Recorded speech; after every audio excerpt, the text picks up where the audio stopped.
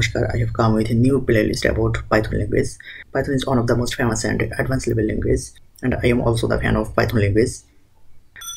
পাইথনের এই প্লেলিস্টটাকে আমি তিনটা ভাগে ভাগ করেছি। প্রথমটা হচ্ছে বিগিনিং লেভেল, পরেরটা হচ্ছে ইন্টারমিডিয়েট লেভেল এবং থার্ড হচ্ছে অ্যাডভান্স লেভেল। সেখানে আমি মেশিন লার্নিং অথবা ডাটা সায়েন্স নিয়ে ডিসকাস করার চেষ্টা করব। আর আমরা সাধারণত প্রথমে থিওরি নিয়ে আলোচনা করি এবং পরবর্তীতে প্র্যাকটিক্যাল করার চিন্তা ভাবনা করি, কিন্তু বেশিরভাগ ক্ষেত্রে দেখা যায় যে থিওরি করার পর আর প্র্যাকটিক্যাল করা হয় না। এর জন্য আমি থিওরি করার পাশাপাশি মানে একসাথেই প্র্যাকটিক্যালি করার চেষ্টা করবো এবং বিগিনিং লেভেলটা অনেকটা কম্প্যাক্টভাবে 3-4টা ক্লাসের ভিতর শেষ করে দেওয়ার চেষ্টা করব। তো চলুন শুরু করা যাক।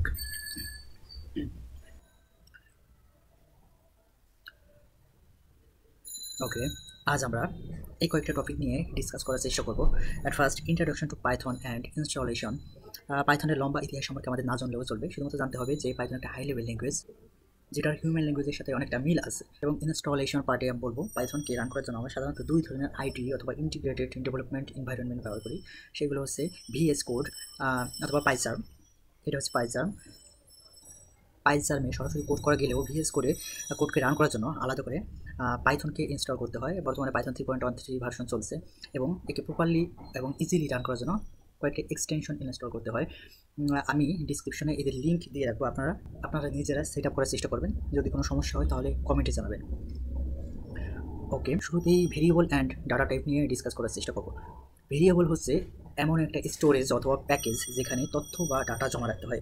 ভেরিয়েবলকে ডিক্লেয়ার করার জন্য ভেরিয়েবলের যে কোনো একটা নাম দেওয়া যেতে পারে, যেমন এক্স অর ওয়াই, যে কোনো কিছু হতে পারে, কোনো নাম হতে পারে, যেমন আমার নাম হিরো দিতে পারি, অথবা যে কোনো নাম হতে পারে, যেমন আমার নাম হিরো দিতে পারি। দিয়ে এর যে ভ্যালুটা আছে এর ভিতর আমি একটি ভ্যালু স্টোর করতে পারি। ভেরিয়েবলের নামটা এরকম হবে, আমাদের খেয়াল রাখতে হবে ভেরিয়েবলের নামের শুরুতে যেন আমরা কোনো নাম্বার না দিই অথবা কোনো আন্ডারস্কোর অর স্পেশাল ক্যারেক্টার ব্যবহার না করি, এবং ভেরিয়েবলের নামটা যেন আমাদের কোনো বিল্ট ইন ফাংশনের সাথে ম্যাচ না হয়ে যায়। এটা আমাদের অবশ্যই ভেরিয়েবল ডিক্লেয়ার করার আগে খেয়াল রাখতে হবে, অথবা আমরা যে কোনো নাম দিয়ে ভেরিয়েবলকে ডিক্লেয়ার করতে পারি। তারপর ছিল ডাটা টাইপ। ডাটা টাইপ হচ্ছে ডাটা এর ধরন। আমরা বিভিন্ন প্রকার ডাটা নিয়ে কাজ করি। At first, integer data type. এটা হচ্ছে পূর্ণ সংখ্যা নিয়ে কাজ করার জন্য ইন্টিজার ডাটা টাইপ ব্যবহার করা হয়। ইন্টিজার ডাটা টাইপ 1, 2, 3, 4, 5, 6 এইভাবে ইনফিনিটি পর্যন্ত হতে পারে। এবং যখন ফ্র্যাকশন নিয়ে কাজ করতে হবে তখন ফ্লোট ডাটা টাইপ নিয়ে কাজ করা যেতে পারে। ফ্লোট ডাটা টাইপের এক্সাম্পল হতে পারে 3.1234 এরকম হতে পারে। এবং যখন ফ্লোটের থেকে বড় ধরনের ডাটা টাইপ, ফ্লোট সাধারণত দশমিকের পর 6টা ঘর প্রিন্ট করতে পারে বা 6টা ঘর নিয়ে কাজ করতে পারে, কিন্তু যখন আমরা ফ্লোটের থেকে আরও একটু বেশি ধরনের দশমিক নিয়ে কাজ করব তখন আমাদের ডবল ডাটা টাইপ ব্যবহার করতে হবে। ডবল হচ্ছে লং ফ্লোট অথবা বড় ধরনের ফ্র্যাকশন নিয়ে কাজ করে, অনেক বড় ধরনের একটা ফ্র্যাকশন হবে। এরপর আমরা ক্যারেক্টার ডাটা টাইপ নিয়ে ডিসকাস করার চেষ্টা করতে পারি। ক্যারেক্টার বলতে বোঝাই আমরা যে লেটার বা অ্যালফাবেট ব্যবহার করি। ক্যারেক্টার ডাটা টাইপ এটাকে আমরা একটা ভেরিয়েবল দিয়ে ডিক্লেয়ার করে রাখতে পারি, এবং ক্যারেক্টার ডাটা টাইপকে ডিক্লেয়ার করার আগে অবশ্যই খেয়াল রাখতে হবে এর দুই সাইডে সিঙ্গেল কোটেশন দিয়ে এটাকে চিহ্নিত করে দিতে হবে যে এটা ক্যারেক্টার। এরপরে আমরা স্ট্রিং ডাটা টাইপ নিয়ে আলোচনা করি। যেমন স্ট্রিং হচ্ছে অনেকগুলো ক্যারেক্টারের কম্বিনেশন অথবা ওয়ার্ড বলা যেতে পারে। স্ট্রিং হচ্ছে অনেকগুলো ক্যারেক্টারের কম্বিনেশন অথবা ওয়ার্ড বলা যেতে পারে। স্ট্রিং ডাটা টাইপ ডিক্লেয়ার করার জন্য একে আমাদের অবশ্যই ডবল কোটেশনের ভিতরে লিখতে হবে। ওকে, এরপর আর ধরনের ডাটা টাইপ আছে যেগুলো আমাদের শুধুমাত্র true and false answer return করে। এটা হচ্ছে bool data type, boolean data type. Bool data type আমাদের সাধারণত ট্রু অ্যান্ড ফলস রিটার্ন করে। একটা ডাটা টাইপ হলো, আমরা সাধারণত এই কয়েকটা ডাটা টাইপই বেশি ইউজ করে থাকি। ওকে, পরবর্তী টপিকটি যাওয়া যাক। Input and output, print and input. Okay, আমরা কোনো একটা লেখাকে প্রিন্ট করার জন্য আমরা সাধারণত যে বিল্ট ইন ফাংশনটা ব্যবহার করি সেটা হচ্ছে প্রিন্ট। এর ভিতরে আমরা যে কোনো লেখাকে প্রিন্ট করার জন্য সেটাকে ডবল কোটেশন, স্ট্রিং হলে ডবল কোটেশনের ভিতরে লিখতে হবে। আর যদি কোনো ইন্টিজার নাম্বার হয় অথবা ফ্লোট হয় তখন আমাদের ডবল কোটেশন দেওয়া লাগবে না। যেমন আমি আমার নামটা প্রিন্ট করতে পারি এখানে।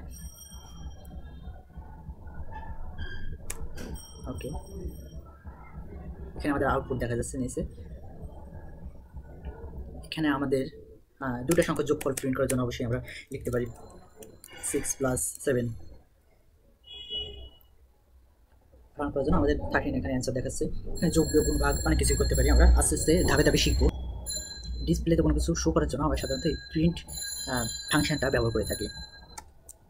ওকে, এবার আমরা ইউজারের কাছ থেকে ইনপুট হিসেবে কোনো ডাটাকে নিয়ে সেটাকে আমরা অপারেশন করতে পারি। এর জন্য আমাদের ইনপুট ফাংশনটাকে ব্যবহার করতে হবে। কোন ধরনের ইনপুট নেবো আমরা ইউজারের কাছ থেকে সেই ডাটা টাইপটা লিখে দিতে হবে। ধরেন ইন্টিজার টাইপের ইনপুট নেব, এর জন্য ইন্ট লিখে দিলাম এবং ইনপুট লিখতে হবে। এবার আমরা ভিতরে কোনো মেসেজ লিখে দিতে পারি যে ইউজার দেখতে পারবে যে এইখানে আমাদের ইনপুটটা দিতে হবে। যদি আমরা কোনো কিছু লিখে না দিই তাহলে সরাসরি ইনপুট নিয়ে নেবে, এবং যদি আমরা কোনো মেসেজ লিখে দিই যে ইন্টার এ নাম্বার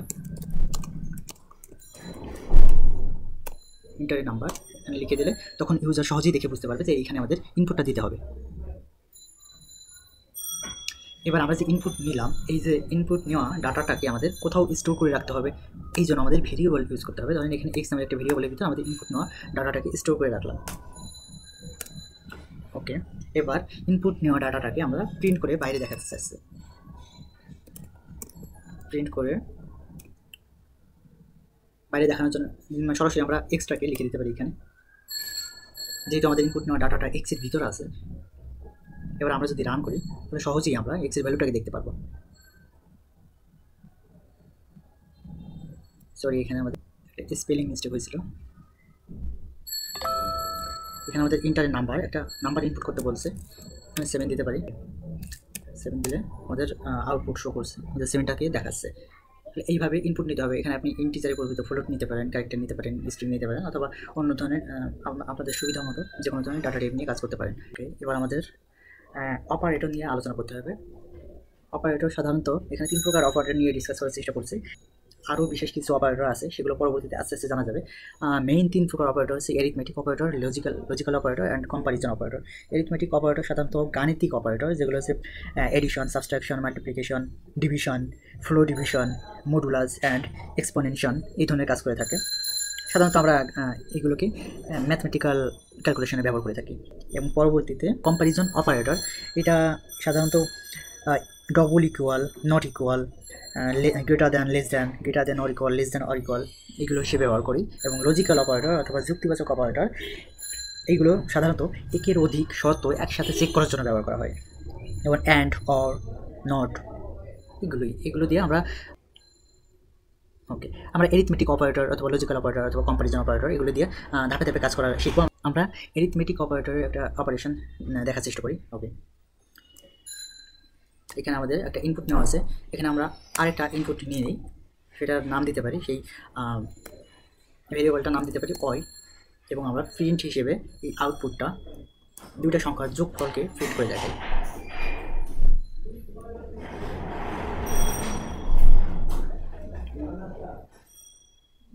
ওকে, এখানে আমরা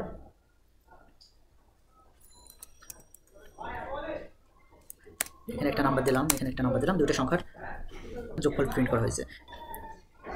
এখানে অ্যারিথমেটিক অপারেটর হিসেবে প্লাস ব্যবহার করা হয়েছে। ওকে, কন্ডিশনাল স্টেটমেন্ট ইফ, ইলিফ, ইলস, এটা সাধারণত বিভিন্ন কন্ডিশন চেক করার জন্য ইফ, ইলস, ইলিফ ব্যবহার করা যায়। যেমন দুটো সংখ্যার ভিতরে কোনটা বড় কোনটা ছোট, অথবা একটা সংখ্যা জোড় হবে কি বিজোড় হবে, এটা বোঝার জন্য সাধারণত ইলস, ইলিফ, ইফ, ইলস, ইলিফ এগুলো ব্যবহার করা হয়। আচ্ছা, আমরা একটু এক্সাম্পলের মাধ্যমে দেখার চেষ্টা করবো। আচ্ছা, এখানে আমরা দুটা সংখ্যা ইনপুট নিয়ে রাখছি। এবার দুটো সংখ্যার ভিতরে কোন সংখ্যাটা বড় সেটা চেক করার জন্য আমরা এই স্টেটমেন্টগুলো ব্যবহার করার চেষ্টা করবো। তাহলে ইফ ইউজ করি, যদি এক্সের মানটা গ্রেটার দেন হয় ওয়াই-এর থেকে, তাহলে একটা কন্ডিশন হবে, তখন এক্সটা বড় যেহেতু, তাহলে প্রিন্ট আমরা এক্সকে করতে পারি। প্রিন্ট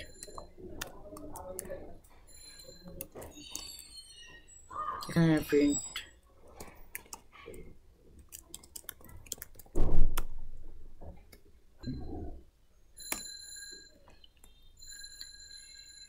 এবার এক্সের মানটা যদি ছোট হয় ওয়াই-এর মান থেকে, তখন একটা কন্ডিশন আসতে পারে।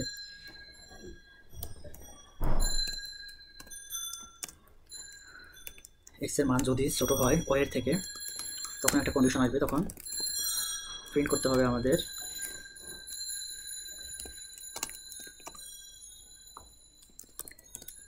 Y is greater. এবার এটা ছাড়া অন্য একটা কন্ডিশন আসতে পারে, এক্স এবং ওয়াই দুটোই সমান, এর জন্য আমাদের ইলস ইলস স্টেটমেন্ট ব্যবহার করতে হবে। ইলসের ভিতরে কোনো শর্ত দেওয়া লাগবে না, কারণ এই উপরের স্টেটমেন্টগুলো চেক করার পর বাকি যে সম্ভাবনাটা বা পসিবিলিটি থাকবে সেটাই হচ্ছে আমাদের ইলস। তাহলে এই যে হয় এক্স বড় অথবা এক্স ছোটো, এর বাকি যে স্টেটমেন্টগুলো থাকবে বা যে কন্ডিশনগুলো হওয়ার সম্ভাবনা আছে সেটা ইলসের ভিতর পড়বে। হতে পারে যে এক্স এবং ওয়াই দুটোই ইকুয়াল, সেটা হবে ইলস কন্ডিশনের ভিতর। এর জন্য ইলসের ভিতর দিতে হবে প্রিন্ট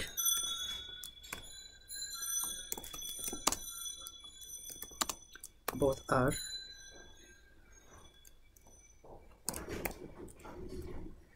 ওকে। তাহলে এখানে কিন্তু আমরা কয়েক ধরনের অপারেটর ব্যবহার করছি। এই যে গ্রেটার দেন লেস দেন দিয়ে আমরা কম্পেয়ার করছি, দুইটা নাম্বারের ভিতর কম্পেয়ার করছি। এক্ষেত্রে আমরা কম্পারিজন অপারেটর ব্যবহার করছি। এবার রান করে দেখা যাক।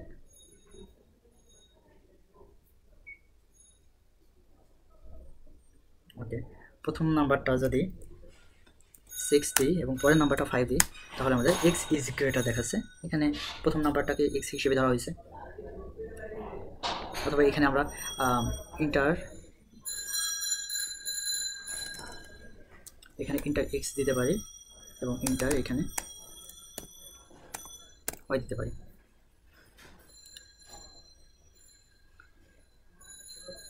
তাহলে এখানে আমরা প্রথমটা 7 দিচ্ছি এবং পরেরটা 8 দিচ্ছি। তাহলে এক্ষেত্রে আমাদের দেখাচ্ছে ওয়াই ইজ গ্রেটার, আমাদের নিচে আউটপুট শো হচ্ছে। ওকে, আজ এই পর্যন্তই। পরবর্তীতে আমরা আরও কিছু টপিক নিয়ে আলোচনা করব। ধন্যবাদ সবাইকে।